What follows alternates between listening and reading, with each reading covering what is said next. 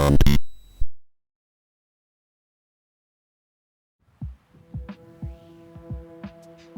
everybody, Chris here with another video about the Liven Lofi-12. I was thrilled to see the response to my first video for the Lofi-12. It's something I've been dying to tell people about ever since I first saw the concept sketches at Sonicware.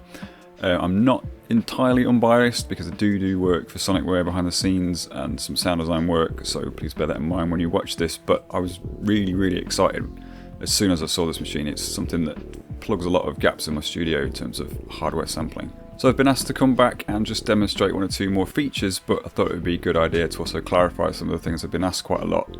With regards to the 4-second sample time, that is per sample slot on the Lofi-12, and there are 128 of those.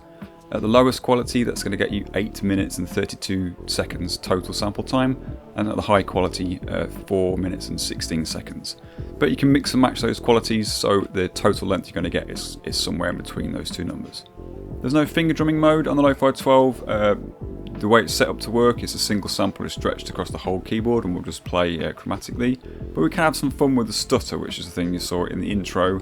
That just triggers different parts of the sequence. It takes a bit of setting up to make it work like that, so we'll show that in detail. Also, there is a way to automate the loaded sample on any given track using the sound locking feature, so you can have like a snare and then a kick playing on the same track. But that's not something that's easily played in by hand, so don't go thinking you can just bash out rhythms on this really easily, because that's not what it's designed for. Another thing people have been asking quite a lot is how to get samples onto the machine. There is no USB or SD card slot. The only digital way to get samples back onto the machine is if you back them up by a sys over MIDI. So it's designed just to record audio. So you record your samples in, and then if you want to, you can back them up to the computer via MIDI. It's just proper old school stuff. So yeah, no USB and no SD card. One more thing I've been asked a lot is whether it can resample. This is a process where we re-record the output. So you'd play back your work and record it as a new sample. That is something it can't do. If you were to route the line out to the line in, you're just going to get feedback, so it can't re-record itself, and the sequencer stops when we hit record to make a new sample. This is something I've reached out to the engineers to see whether this is going to be possible in the future, but we'll have to wait and see. One thing that's been mentioned a lot is the lack of automatic time stretching on the machine too. This is something we can technically do. The tools are there, but we have to do it in a very old school way.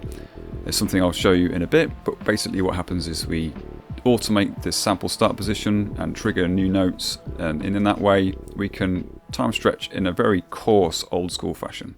So that's what this video is all about. So there are a couple of different methods we can use to slice up breaks on the Lofi-12. One of them involves taking that breakbeat and saving it into separate sample slots and then editing those down into separate hits that we can sequence. And the other method is a little bit maths heavy. It involves automating the sample start time to move that through the break as it plays. So I'm going to show that first method. We'll need the overlay. Don't worry if this tutorial seems a little bit like I'm skimming over a few of the details. I'm planning on doing a much broader tutorial that covers all the functions. This is just designed to show a few of the things we can do with the Lofi-12. So from the pattern edit mode, I'm just going to hit function and sample to go into our sample edit mode. We need to put our overlay on, and then we need to find that breakbeat. So that was in bank 8, sorry, and then sample 1 is our breakbeat. I'm going to skip number 2 because that's where we recorded our noise. I'm going to go into number 3 and I'm going to copy that in. So I'm going to copy that one to here. So that's brought that breakbeat over, and all we need to do is turn this end time down. And we're just going to get a kick, which we can save. And then I'm going to go into the next sample slot, press OK, copy number 3 in, because it hasn't actually erased that last section of that breakbeat, it's just essentially muted it, so we can move that end time again. I'm going to find a snare. So there's a snare. We can test whether it's snappy by just going down the keys, just making sure that our start time is in the right place. So there's a snare, and we can bring that end time down to shorten it. Save that. Bring that breakbeat into slot 5. And then we'll see if we can find that cymbal. So there we got a cymbal, so we can shorten that. Oh, let's just leave it. It's got a tail on the end, so yeah, we can save that as it is. So now we've got kick, snare, and cymbal. I'm just going to go in and name those quickly. So if we wanted to, we could say set a kick on track 1, snare on track 2, etc. But we've only got 4 tracks to work with, so it'd be nice to keep something back to work on other elements of a track. So I'm just going to program that drum rhythm into one track using the sound lock feature. So we've got a parameter lock button here. When that's green, it'll be playing back automation, and then if we press it again, it'll turn orange. That automatically creates automation when we program steps in. So I've got my sounds here, kick. I can program that in on a few steps. Let's turn the velocity down, have a ghost note here.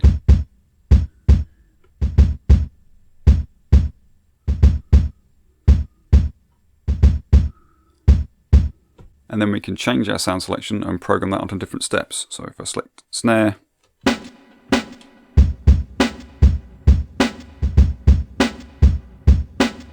that's automatically written those knob movements into the sequence as we program those in.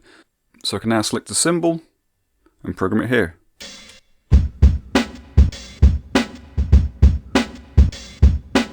Or I could pitch that cymbal up a little bit and have something that's a bit more hi-hat like.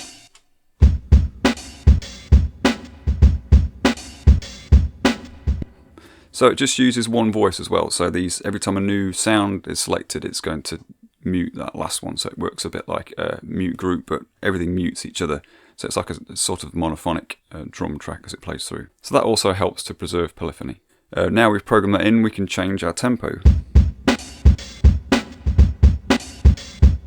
which is something we can't do when we just got a solid breakbeat loaded in, because it won't follow the tempo properly. And then we can also change the pitch if you want to.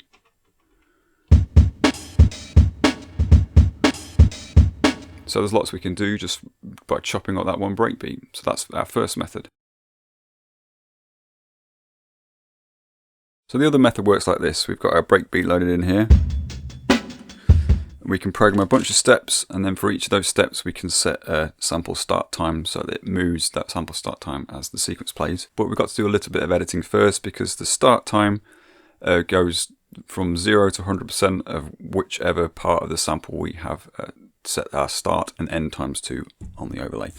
So I'm just going to pop that on again. So let's go to sample, and yep, that's our breakbeat. So load it in, and we need to find the end. So if you've recorded like 2 bars of drum breaking, it'd be easy just to find where the kick of the second bar starts and chop it off there. But this is a single bar, so I have to do a little bit of maths. I know it's a 75 BPM drum loop, so I can put that into a BPM calculator that I'll share below.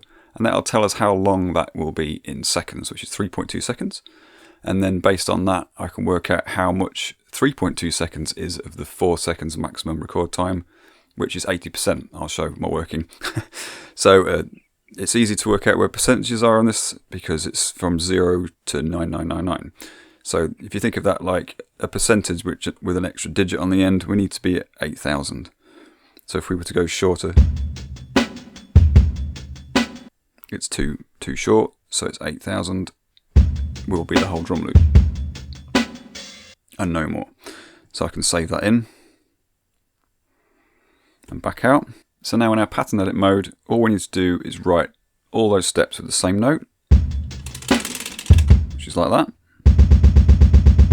So that's just going to re-trigger every step. And then for each of these steps, we need to write a sample start value in. The knob ranges from 0 to 127, which is 128 values. So if you divide 128 by 16 steps, that's 8. So for each step, it's going to go up 8. So I'm going to put the shift lock on just to make this easier.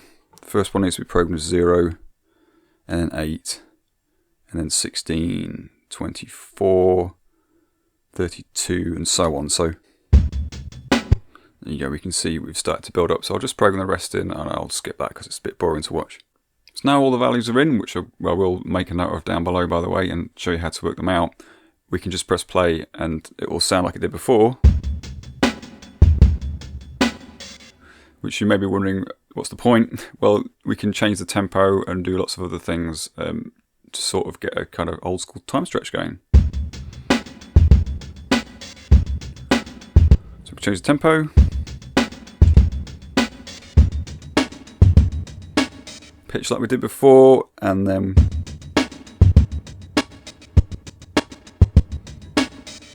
gate our steps. Then we can also turn on the stutter mode. So stutter is like a performance mode that enables us to trigger different parts of the sequence. So we can jam along and sort of manually chop up that break.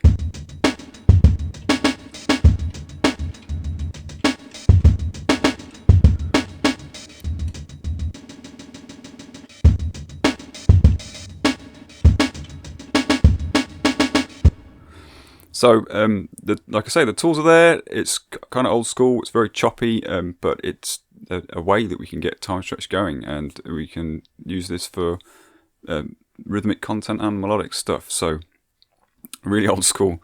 Really, lots of programming, but it's worth it. You can then, by the way, save this pattern down, and you can copy tracks on the Livens. So we can use the copy function to bring that track into another pattern, so I don't have to necessarily do that whole process all the way through every single time. Once we've got those steps programmed in, you can save the pattern and use it again. So I hope this tutorial will help to show you a few extra things that we can do with the Lo-Fi 12. It's a great little box, and I'm really looking forward to seeing what people think of it. So thanks very much for watching, and I'll catch you in the next one. Cheers.